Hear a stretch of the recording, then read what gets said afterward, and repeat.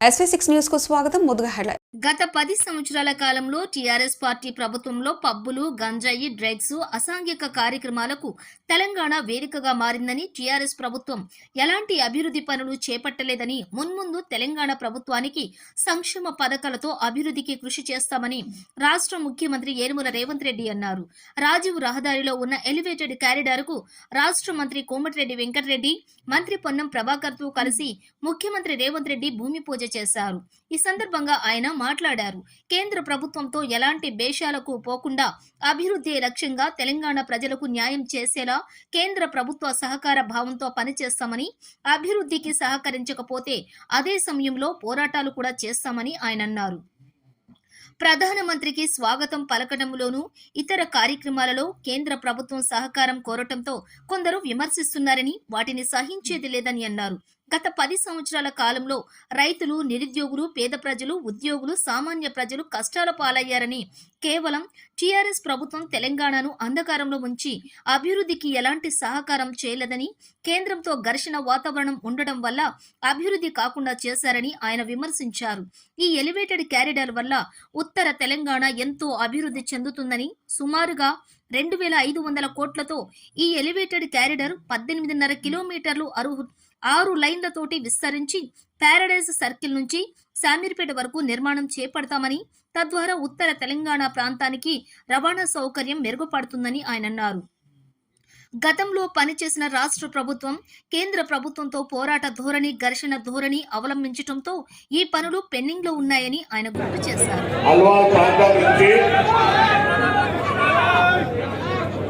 కరీంనగర్, మెదక్, ఆదిలాబాద్ జిల్లా పోయేటువంటి అనేక లక్షల మంది ప్రయాణికులకు, వాహనాలకు సౌకర్యంగా ఉన్నారనేటువంటి ఆ ప్రాంత ప్రజల చిరకాల వాంఛకు అనుగుణంగా గౌరవ ముఖ్యమంత్రి గారు రేవంత్ రెడ్డి గారు ఈరోజు ఈ ప్రాంత ప్రయాణికులందరూ కూడా వాళ్ళ గమ్మస్థానం నుంచి హైదరాబాద్ చేయడం ఒకెత్తైతే ఇక్కడ నుంచి సిటీలో పోవడానికి అంత సమయం పట్టేటువంటి పరిస్థితి వల్ల ఈరోజు ఈ ప్రాంత ప్రజలందరూ చిరకాల మంచి ఫౌండేషన్ ముఖ్యమంత్రి గారికి గట్టిగా ఒకసారి చప్పట్లతో ధన్యవాదాలు తెలియాల్సిన సందర్భంగా కోరుతాం.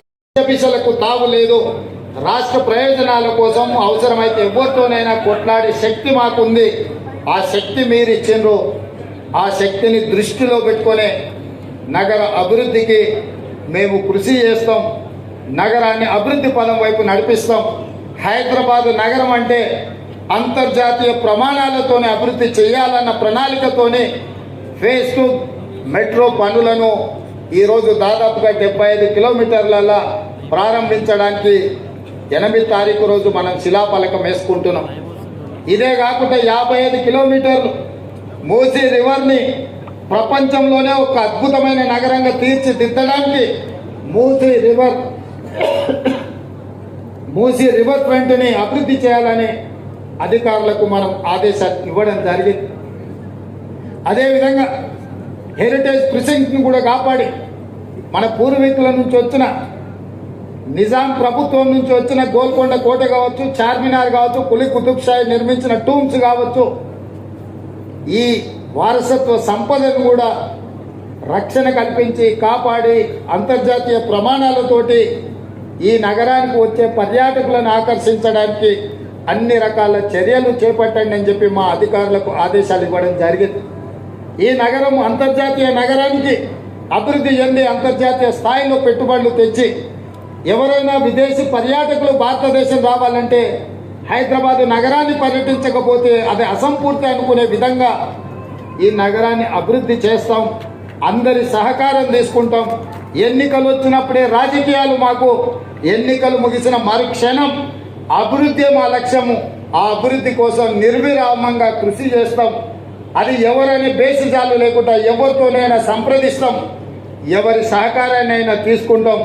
రాబోయే రోజుల్లో కంటోన్మెంట్ ప్రాంతాన్ని కూడా నగరంతో పాటు అభివృద్ధి చేసే విధంగా ఆ ప్రాంతంలో ఉన్న తాగునీటి సమస్య కావచ్చు, అభివృద్ధి నిధులు కావచ్చు, నేను ఈ ప్రాంత ఎంపీగా నాకు ఆ సమస్యలన్నీ తెలుసు. కంటోన్మెంట్ బోర్డుకు సంబంధించిన సమస్యల్ని కూడా తప్పకుండా పరిష్కరించే ప్రయత్నం చేస్తాం. ఈ ప్రాంతానికి ఏ అవసరం వచ్చినా అండగా నిలబడి అభివృద్ధి చేయాలన్న ఆలోచనతోటి ఈరోజు ముందుకెళ్తున్నాం. మొన్న ఆయన కేటీఆర్ గారు చెప్తున్నారు, అలా ఏదైనా అభివృద్ధి జరిగిందా, శాశ్వతంగా ఈ నగరానికి ఏదైనా పెట్టుబడి తీసుకొచ్చిందా అని నేను అడుగుతున్నా. మహా అంటే పబ్బులు వచ్చినాయి, నగరానికి గంజాయి వచ్చింది, డ్రగ్స్ వచ్చింది వాళ్ళు వచ్చిన తర్వాత. ఈ నగరంలో వాళ్ళు సాధించిన అభివృద్ధి గత 10 సంవత్సరాలలో ఏదైనా అంచనా వేస్తే గంజాయి వచ్చింది, డ్రగ్స్ వచ్చినాయి, పబ్బులు వచ్చినాయి. ఈ 3 పనులు తప్ప వాళ్ళ హయాంలో జరిగింది ఏం లేదు. అందుకే మేము వచ్చిన ఎంబడే రాష్ట్ర అభివృద్ధి కోసం అవసరమైన ప్రణాళికలన్నిటిని సిద్ధం చేసుకొని కేంద్ర ప్రభుత్వాన్ని, కేంద్ర మంత్రులను, ప్రధానమంత్రిని కలిసి రాష్ట్ర అభివృద్ధి కోసం మేము కృషి చేస్తున్నాం. ఆ కృషిలో భాగంగానే ఇవాళ 40 సంవత్సరాల ఆకాంక్ష ఉత్తర తెలంగాణ అభివృద్ధికి ముఖద్వారమైన ఈ ఎలివేటెడ్ కారిడార్స్ దాదాపుగా 2500 కోట్ల రూపాయలతోని 18.5 కిలోమీటర్లు 6 లేన్ రోడ్డు ఈరోజు మనం ప్రారంభించుకున్నాము. ఈ అభివృద్ధి ఉత్తర తెలంగాణ శాశ్వతమైన అభివృద్ధికి ఉపయోగపడుతుంది. అందుకే మా ప్రభుత్వం బేసిజాలు లేకుండా కేంద్ర ప్రభుత్వంతో సంప్రదింపులు జరిపి ఇతర కార్యక్రమాలను కూడా మనం తీసుకొస్తున్నాము. భవిష్యత్తులో కూడా అభివృద్ధి కార్యక్రమాల కోసము కేంద్ర ప్రభుత్వాన్ని మేము అడుగుతూనే ఉంటాం, రాబట్టుతూనే ఉంటాం. ఒకవేళ ఇవ్వకపోతే ఖచ్చితంగా ప్రణాళికబద్ధంగా కేంద్ర ప్రభుత్వంతో